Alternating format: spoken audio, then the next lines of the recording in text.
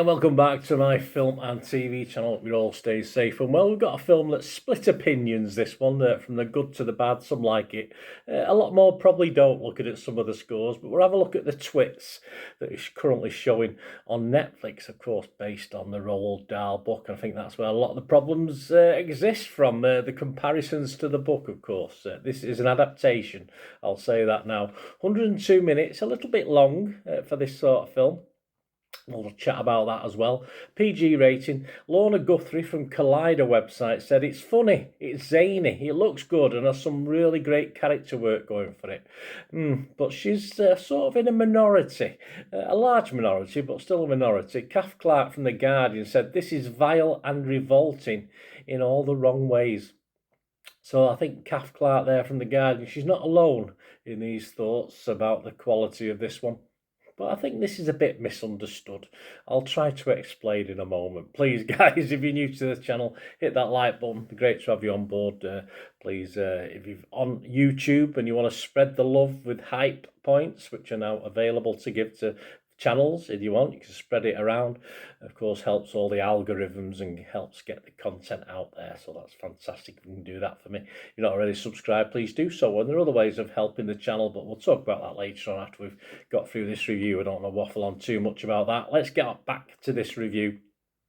The Twits was released on October the 17th, 2025 on Netflix here in the UK, so check your territories. I'm doing this review on the 21st of October, and I must admit, I did try and I had to watch it a couple of times. I couldn't quite get into it the first time, but I'll explain more in a moment.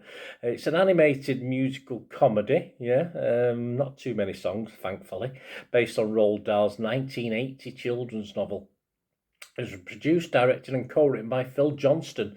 What's it about? Well, if you don't know the Twits, which I know of them, I don't know too much about them before watching the film, Mr. and Mrs. Twit are the meanest, smelliest, nastiest people in the world. They certainly are. They also have, I think they've got a bit like the Despicable Me. I think they've got a nicer side which could be built upon, I think, in future. If we're going to get any remakes or any more adaptations, I think there's a nicer side to them, which comes out in this because they get tricked into it and magic potions, etc. But yeah, anyway, we'll see what happens.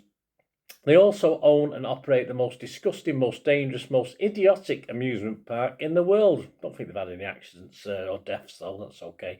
Twitlandia. But when the Twits rise to power in their town, two brave orphans and a family of magical animals are forced to become as tricky as the Twits in order to save the city. Yes, I mean, the orphan thing, people are saying it's a bit, too much concentration on that side of it.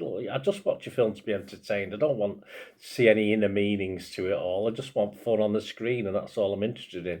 The voice cast includes Margot Martindale as old Mrs. Twit, and we'll talk about him a bit more in a moment. Johnny Vegas as Mr. Twit, and we've got people like Natalie Portman, Amelia Clark, Mitchell Ramakrishnan, Ryan Lopez, Jason Mantzoukas, Timothy Simons, Alan Tudyk, and Nicole Bayer with voices as well.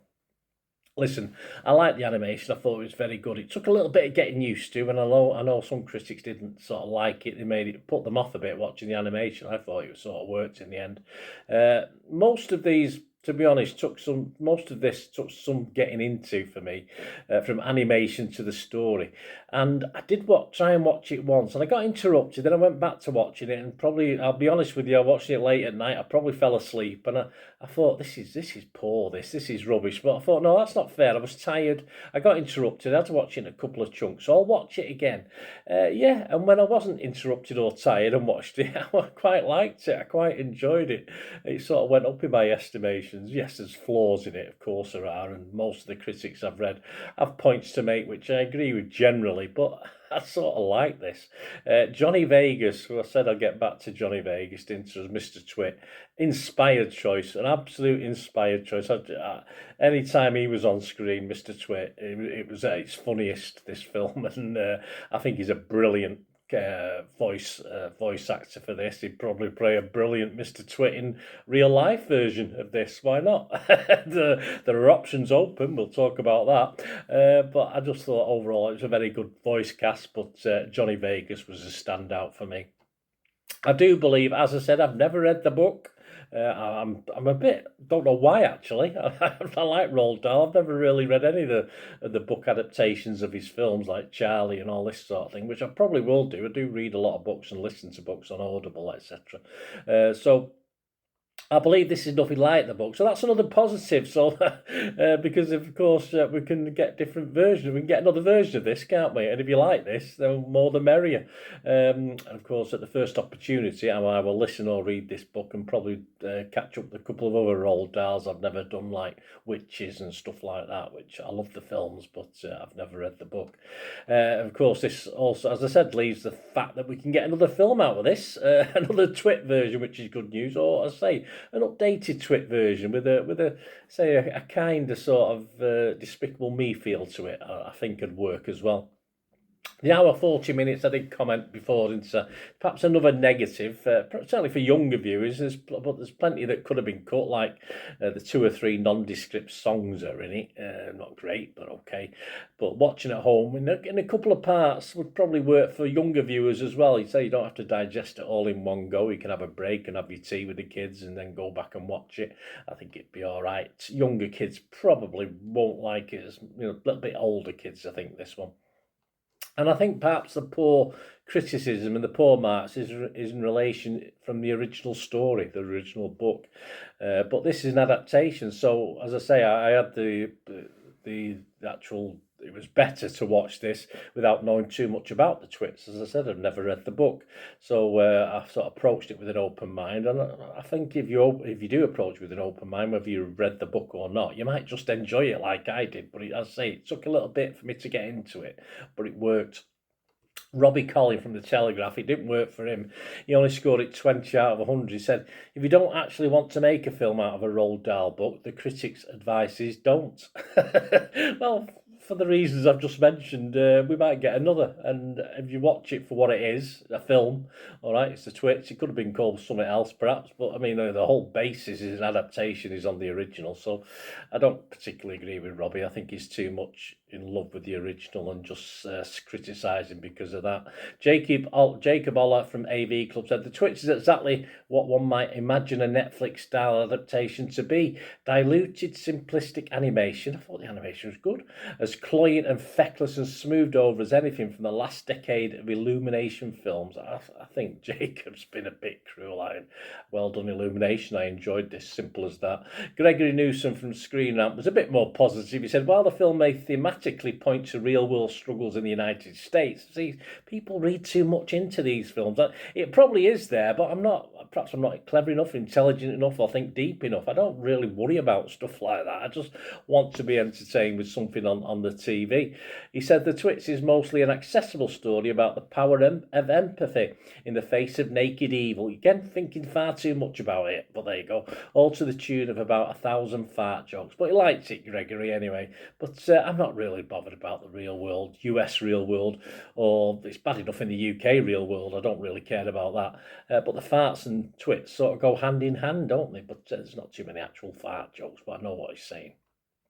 To really be a success, I think a Roald Dahl interpretation should appeal to kids and adults alike. This never really totally convinces for me on either demographic, but it was a reasonably fun watch once I got into it. And I'll say that again, give it a chance.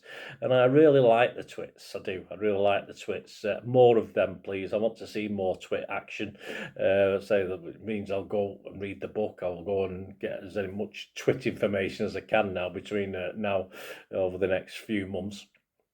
And let's face it, if we do have any more of these, it's only Mr. Vegas, whether in real life or as an animation. It's only Mr. Vegas can play Mr. Twit now, having watched this, of course. So, and I'll be thinking of him if I read the book or listen to the book. I'll be thinking of Johnny Vegas as Mr. Twit. Totally worked for me, and made it a little bit, good fun. Others, though, as I said, not overly impressed. Rotten Tomatoes, only 16 critics, but 15 critics, 8 fresh, 7 negative, 7 rotten, so it's okay. I'll make that 9 fresh with me. Metacritic, only give it 48 out of 100. That's only 9 critics, so 4 were positive, 2 were mixed, and 3 were negative. So let's make that 5 positive. Rotten Tomatoes audience liked it, even though Rotten Tomatoes critics didn't. About 3.5 out of 5, so not gushing, but a good score. Internet Movie Database, very low. Very sad to see this score, actually. Over 1,200 scores and reviews, and it's getting a 4.8, which I think is grossly unfair. But as I said, I can understand it because people are comparing to the original, etc., etc. But as I said, I probably would have given it a similar score myself if I'd just watched the bits and pieces I did first of all without going back and watching for a second watch. So don't misunderstand that, but I think it's a bit cruel. And I'm going to give this a 6.5. I think it's very watchable. I enjoyed it, loved it. Johnny Vegas, superstar in this, brilliant. He's not always hit the spot for me, but certainly in this he did. So I'll give it a 6.5. Let me know what you think, guys. Please, if you want to contact me, you can through YouTube here or through my various socials. And as I said, if you want to help this channel, if you enjoy the content, I try and be a bit wide ranging in my reviews. I give other people's opinions as well. That's not everyone does that. Some people say, why do you do it? I said, well, it just gives a cross section, doesn't it? So it's how I do it. It's, if you like it, fantastic. And if you want to help support the channel in other ways as well as pressing those buttons, keep watching and listening. Hi again, hope you enjoyed the feature, guys. Thanks for watching. Please, if you did enjoy the content, please give us a thumbs up, and if you've not already done so, press that subscribe button. If you've not already subscribed, that'd be wonderful. It's free to subscribe, absolutely free. Also, check out my social media links if you want to follow me on TikTok, Instagram, X, Facebook. They'll all be in the description below. And my special thanks to supporters of the channel, yes, Piat6505, who have an eBay shop selling film and TV memorabilia, including posters, books, magazines. There'll be a link again in the comments section. And if you're into your football, don't forget my football stuff on Manchester City for general football fans, but mainly City fans, of course. Or if you know someone who might enjoy that, give them a kick in my direction. I'll be very, very grateful. And as ever, guys, comments on this feature is wonderful. Anything to do with film and TV is always very, very welcome. It's great to talk film and TV. I thank you guys for your support. Stay safe, everyone.